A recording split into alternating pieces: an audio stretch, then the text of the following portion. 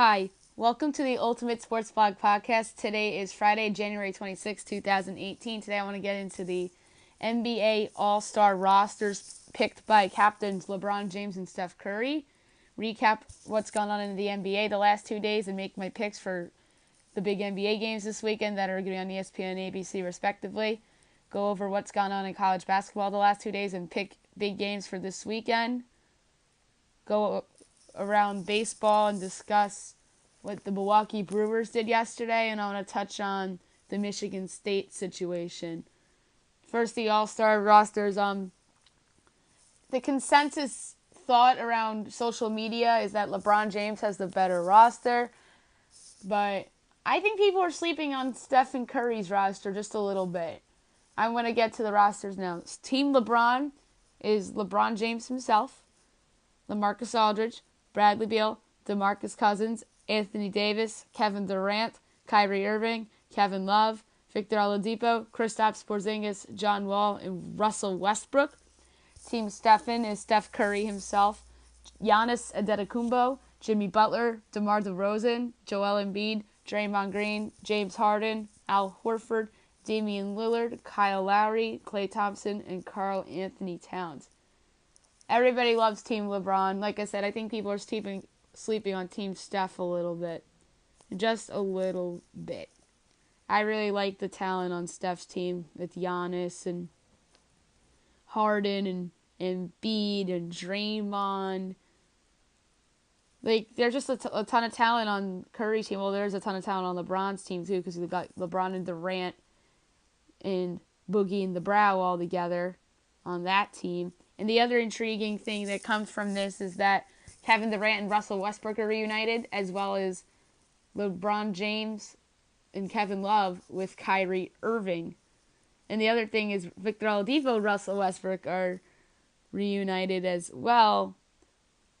And now you knew that either Russell Westbrook was going to either reunite with James Harden or Kevin Durant, or Kevin Durant and James Harden would reunite. So you knew that would be a possibility, but it turns out that Durant and Westbrook are reunited. On to recap some games for you. On Wednesday, the ESPN doubleheader, the first part of it was Houston at Dallas. Houston won 104-97. Houston was up big, but the Mavericks in garbage time made it look closer than it really was. Houston improves to 34-12, and Dallas drops to 16-32. James Harden put up 25 points and 13 assists. Wesley Matthews, who I think is going to be a coveted trade candidate at the trade deadline, put up 29 points. And the Rockets play tonight in New Orleans, and I'll pick that game in a couple minutes. The second half of Wednesday night's ESPN doubleheader, Boston at the Clippers. The Celtics defeated the Clippers 113-102. Boston improves to 35-14 to snap their 4-game losing streak, and the Clippers drop below 500 to 23-24. Kyrie Irving put up 20, and Blake Griffin put up 23.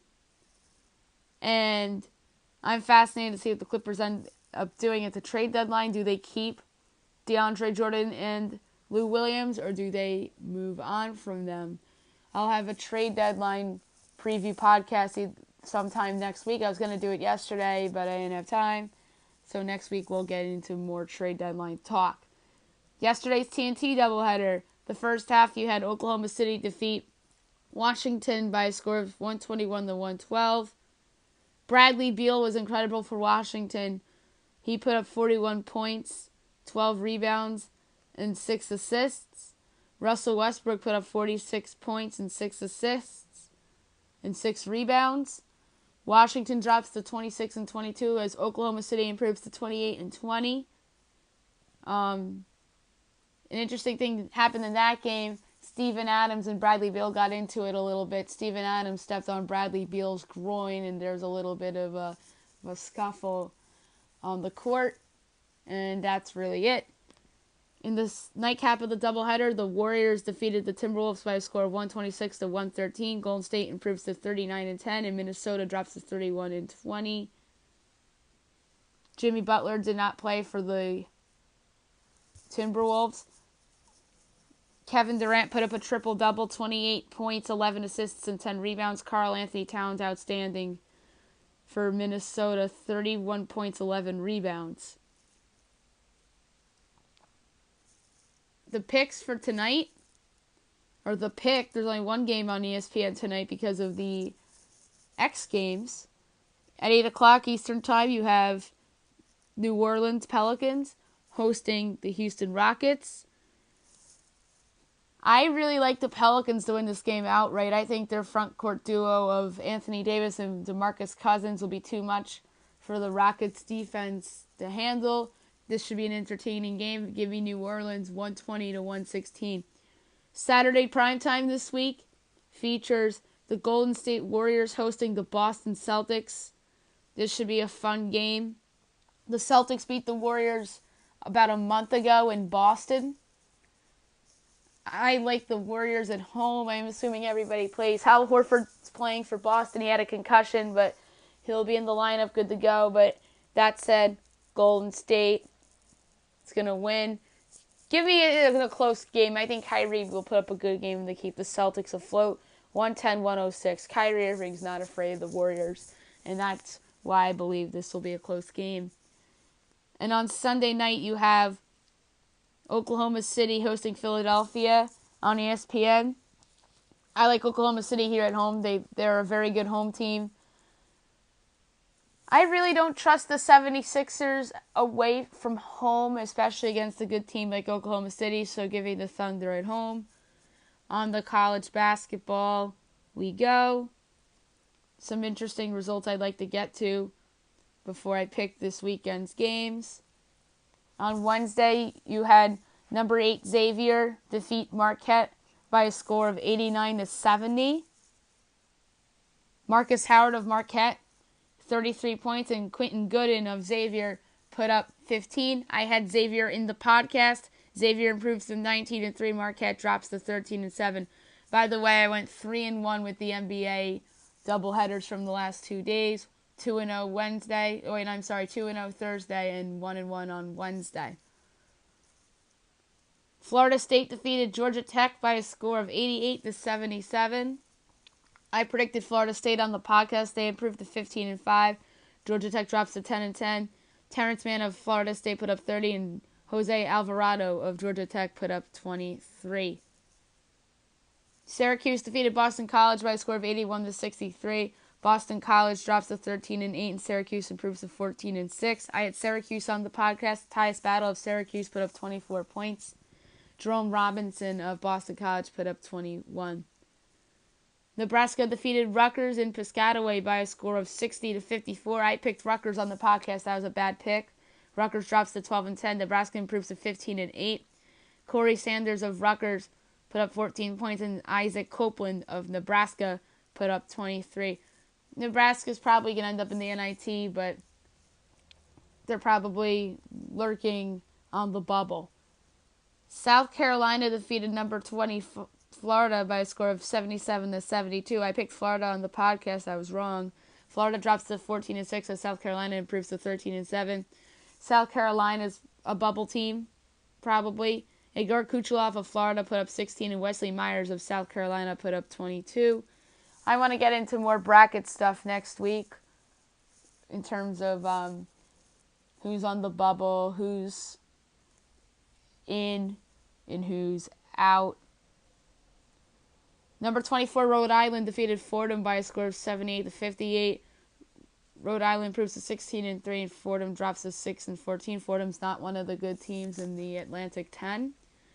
Will Tavares of Fordham put up 17, and Andre Berry of Rhode Island put up 20. And I also predicted Rhode Island on the podcast. Miami defeated Louisville by a score of 78-75 in overtime. I predicted Miami on the podcast. They improved to 15-4. Louisville drops to 15-5. Both of these teams are probably in the tournament. Lonnie Walker of Miami put up 25. Quentin Snyder of Louisville put up 18.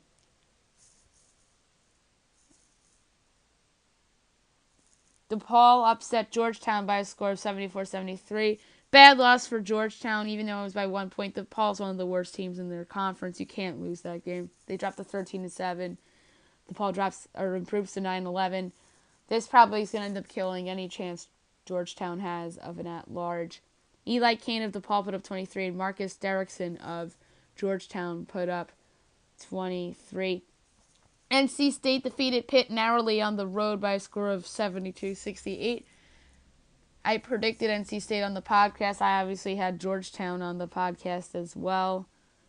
NC State improves to 14-7 and is sitting probably on the bubble. Pitt drops to 8-13. Jared Wilson Farm of Pitt put up 22, and Omer Yerstofson of NC State put up 16.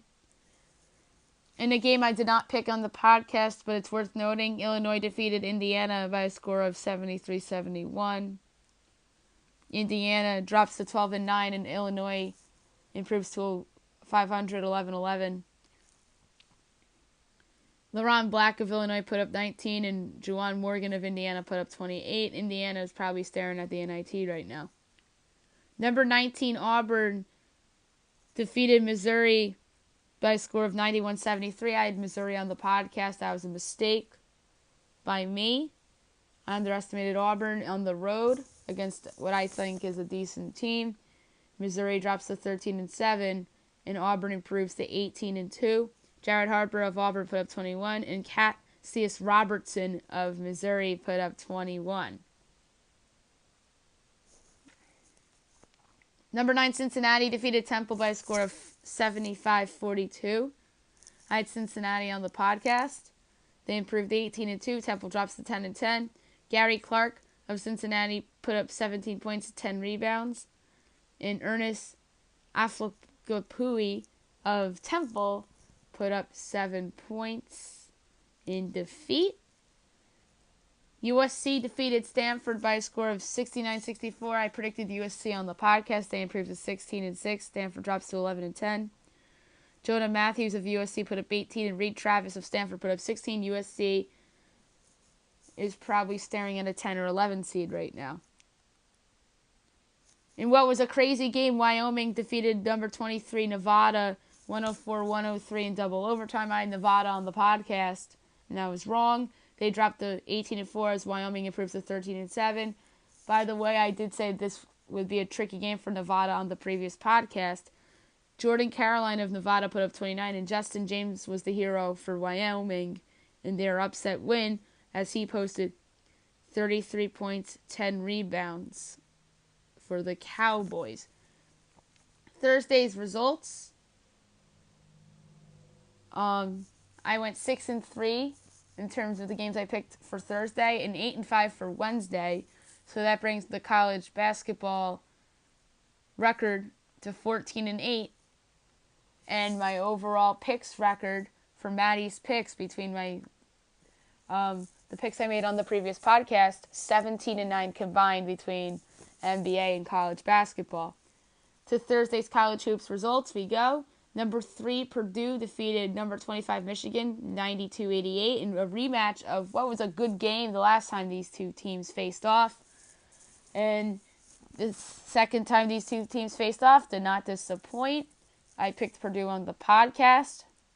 Vincent Edwards of Purdue put up 30, and Muhammad Ali Abdur-Rahman of Michigan put up 26, as Michigan drops to 17-6, and Purdue improves to 20-2. UConn defeated SMU by a score of 63-52. This probably takes SMU out of the at-large conversation as they drop to 14-7, and UConn improves to 11-9. Shake Milton of SMU put up 18 points, and Christian Vital of UConn put up 20. And I picked SMU on the podcast. I was wrong. Penn State upset Ohio State 82-79 in Columbus at the buzzer, as Penn State improves to 14-8, and Ohio State drops to 18-5, and that was Ohio State's first Big Ten loss of the season. Tony Carr was the hero for Penn State. He hit the buzzer beater. He put up 28 points and 5 assists. And Keita Bates-Diop of Ohio State put up 25 points. I think Ohio State's fine. And Penn State, I think, is headed for the NIT. We'll see about Penn State going forward. Number 11, Arizona defeated Colorado by a score of 80-71. And by the way, I had Ohio State on the podcast. I was wrong. I had Arizona State on the podcast. I was correct. Arizona improves to 17-4 as Colorado drops to 12-9. Alonzo Trier put up 23 points for Arizona, and George King of Colorado put up 22 points for the Buffaloes. The Buffaloes probably not making the tournament. Arizona, probably a top 4 seed at this point. Number 17, Wichita State defeated UCF by a score of 81-62. As I picked Wichita on my podcast, they improved to 16-4. UCF drops to 13-7. Shaq Morris of Wichita put up 19 points, and Dayton Griffin of Central Florida put up 15 points for the Knights. Utah upset number 21 Arizona State in Tempe by a score of 80-77 in overtime. Utah improves to 13-7. Arizona State drops to 15-5. Utah's probably on the bubble right now. ASU's okay, even though I'm a little worried about them and how their unbeaten start might have been an aberration. We'll see how they do in the rest of league play. Trey Holder of Arizona State put up 23 points and 10 rebounds and 4 assists. Cedric Bearfield of Utah put up 17. That was a big win for Utah.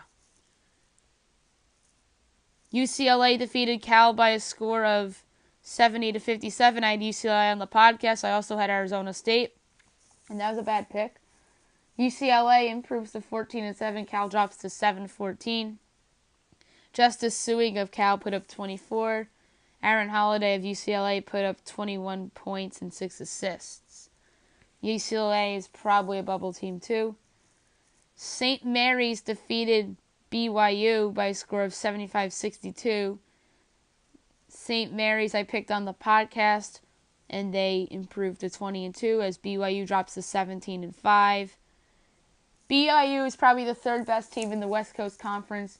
TJ Hawes of BYU put up 15 points and 4 assists, and Jack Landell of St. Mary's put up 32 points and 14 rebounds. Landell's a great player and arguably should be the WCC Player of the Year favorite.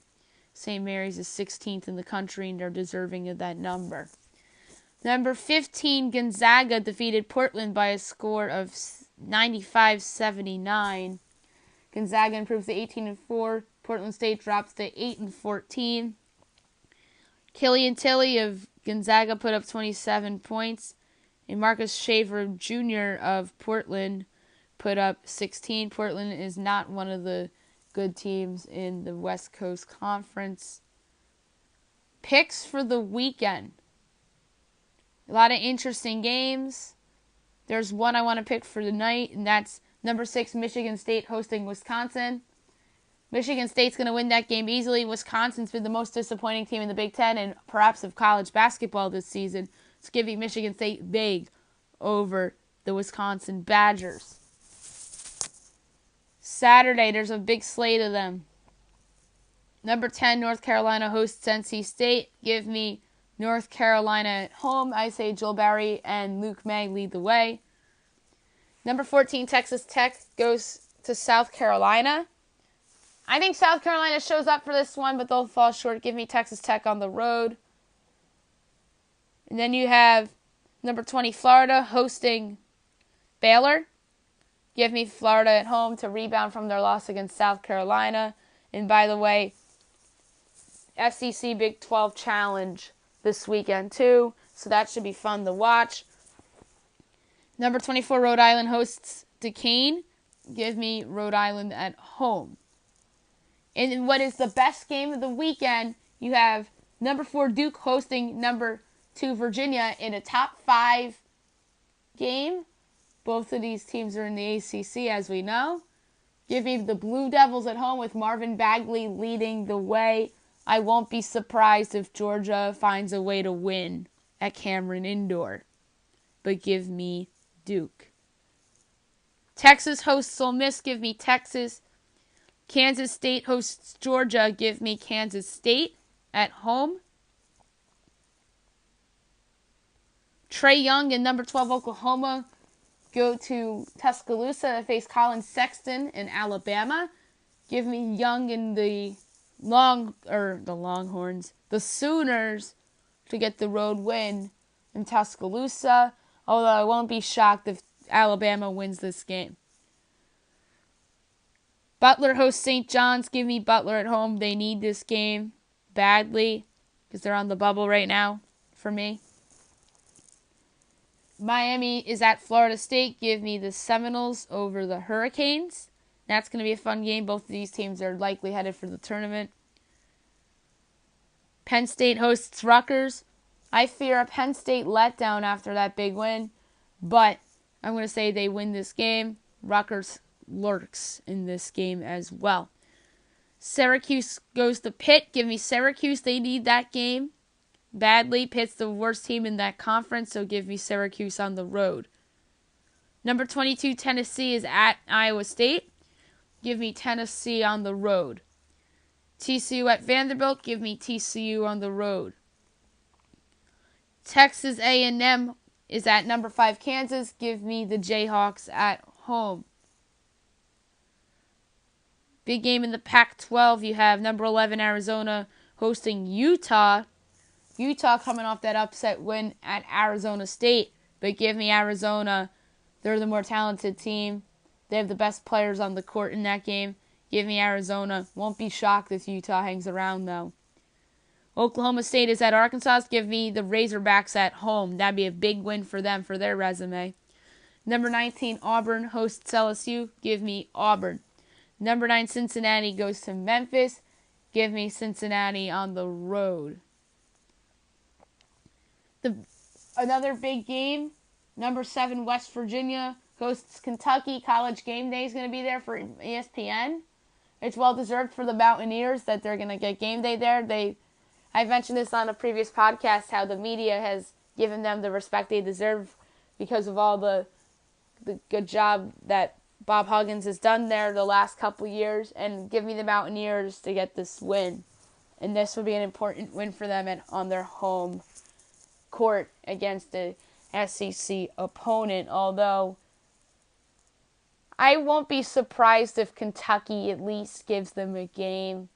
Kentucky has to at least show up for this one, because if they get blown out here, like people think, there's going to be a lot of Kentucky buzz about how they might not even be a tournament team, and John Calipari wouldn't want that. So give me the Mountaineers in a close one. I'm going to say they win by 10.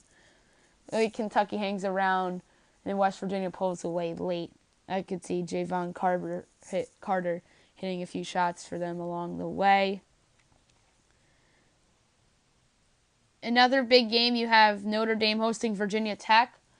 Bonzi Colson isn't back for Notre Dame yet, but I think they'll get this important conference win at home against a decent Virginia Tech team. Nebraska hosts Iowa. Give me Nebraska at home. Nebraska's in the conversation for an at-large. Number 15, Gonzaga hosts San Francisco. Give me Gonzaga at home. San Francisco is one of the middle teams in the WCC, but Gonzaga gets the double-digit victory there. Oregon State goes to Oregon. Give me the Ducks at home. Both of these teams in the at-large conversation. I think the Ducks get it, and the Beavers are staring at an NIT berth. Number 21, Arizona State, coming off that upset loss at home against Utah, hosts Colorado now. Give me Arizona State to bounce back here at home, although I don't feel great about it because Arizona State's been losing a lot of random games lately that they shouldn't be losing, especially on their home court. Creighton hosts Georgetown. Give me Creighton. I mentioned Georgetown on my previous podcast, and how that was a bad loss for them. And I think that loss to DePaul took them out of the tournament race, and I like Creighton at home here, and they'll win convincingly, I think. Mississippi State hosts Missouri. Give me Mississippi State at home. And that was not a good loss for Missouri against Auburn the other day, by the way. And I think Missouri's probably staring at NIT. Mississippi State, if they get this win, is probably more likely headed to the big dance. UCLA hosts Stanford. Give me UCLA at home. And St. Mary's hosts Portland. Give me St. Mary's. Sunday's games.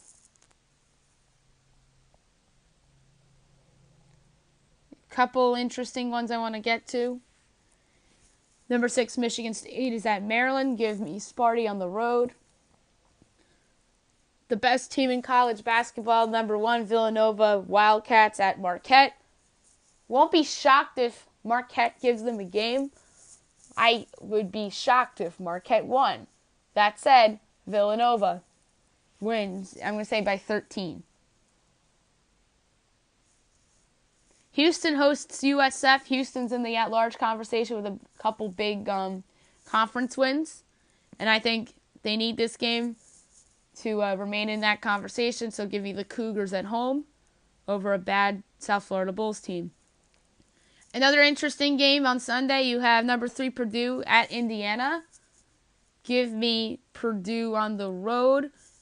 Won't be shocked if Indiana gives them a game. I think that game's going to play out similar to how the Duke game played out for Indiana, how Indiana was in that game and Duke pulled away. This is how I think that game will unfold as well. USC hosts Cal. Give me USC at home.